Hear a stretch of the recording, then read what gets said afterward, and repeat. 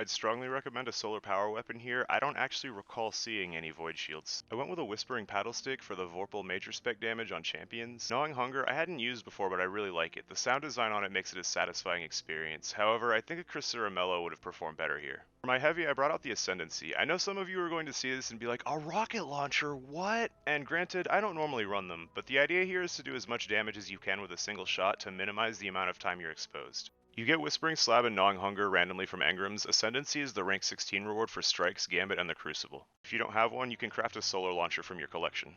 Anti-barrier overload on your arms, double concussive dampener on your chest. This first room took some trial and error to find a strategy that was both fast and deathless. Once you've killed a certain amount of enemies, another wave comes out with a barrier champion, and the game doesn't care whether or not the overload is still up.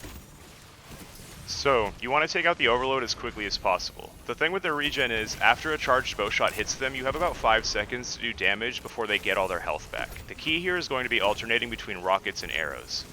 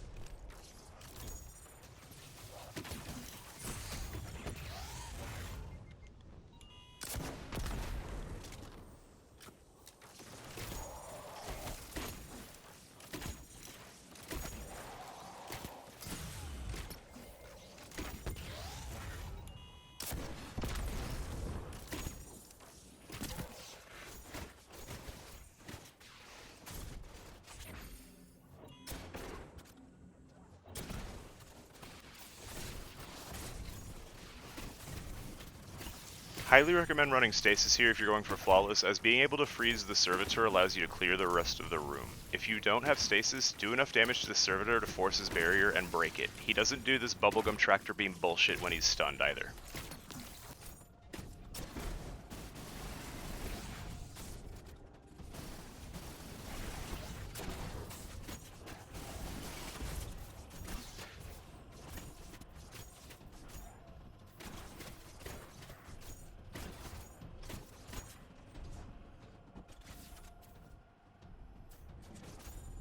Dropping down here spawns another wave. Don't go in there until you're ready.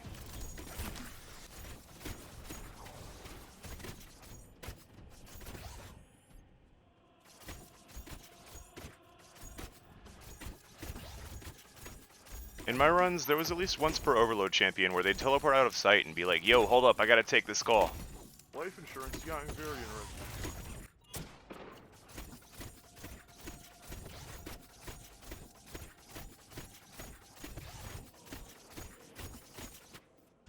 They're definitely coming. Don't stay down there.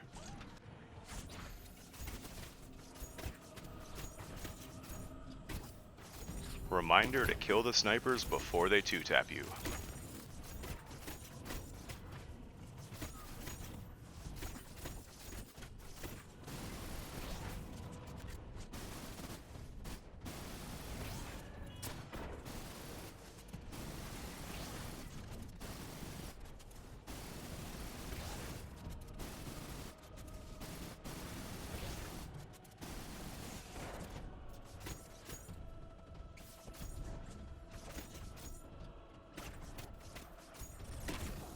Once you're done with the second wave, a third one is going to come out.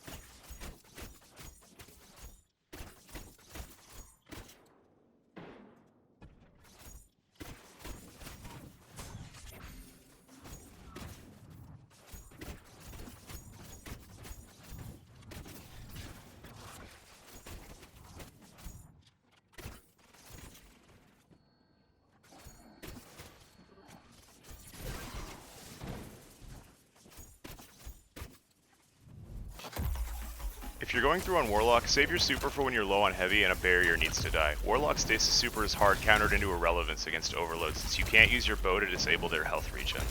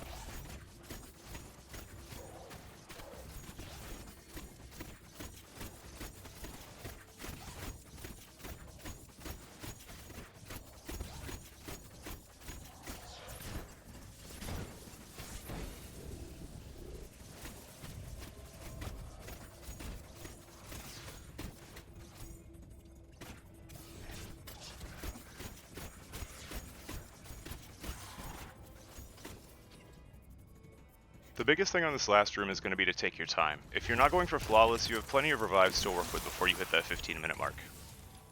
This works the same as K1 logistics in that enemies won't rush you and the door won't get sealed off if you leave.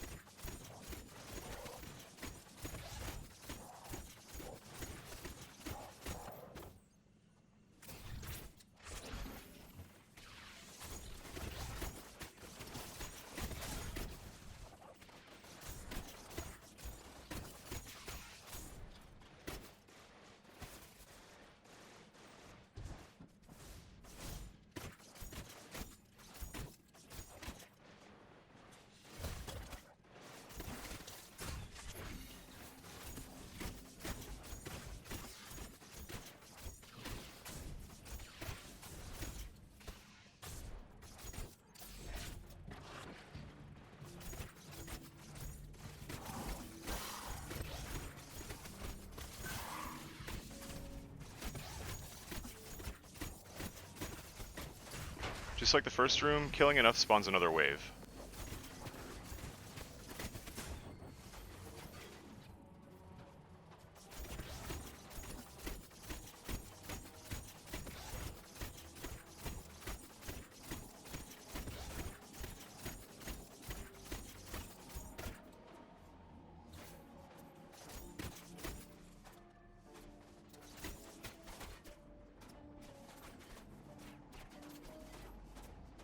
Use this observation deck to your advantage to plan out your approach. You can see the entire room without any risk.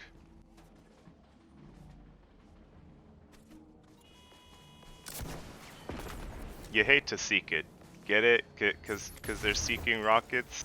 I'll see myself out.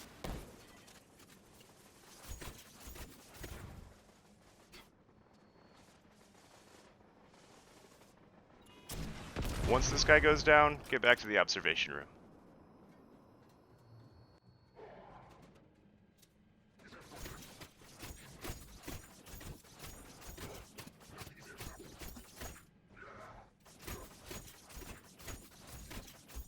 This boss is going to come with several waves, and he's going to move to another spot in the room a couple times as you take his health down.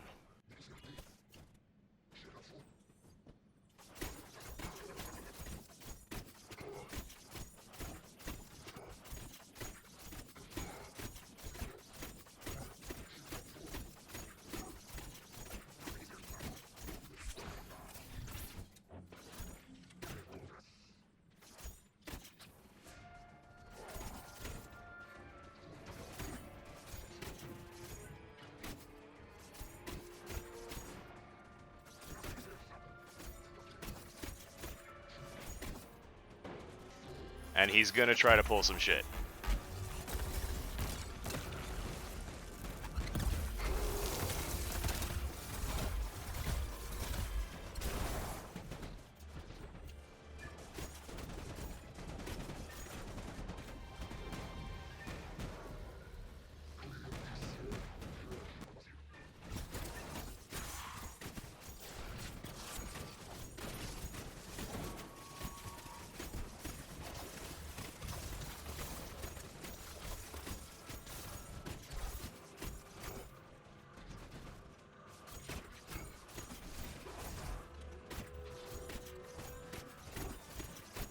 For flawless, take what you can get.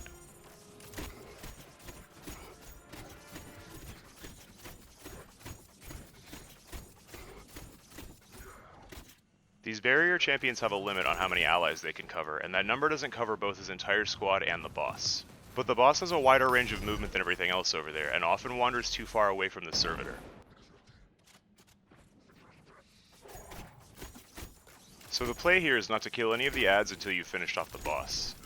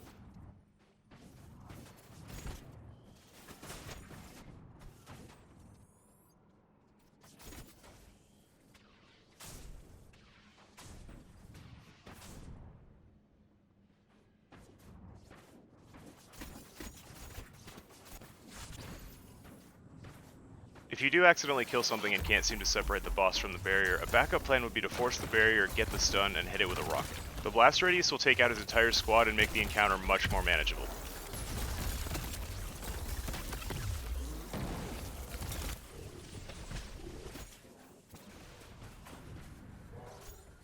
Once you kill off enough of the barrier squad, these bomber shanks do what they do and start pouring out of the woodwork.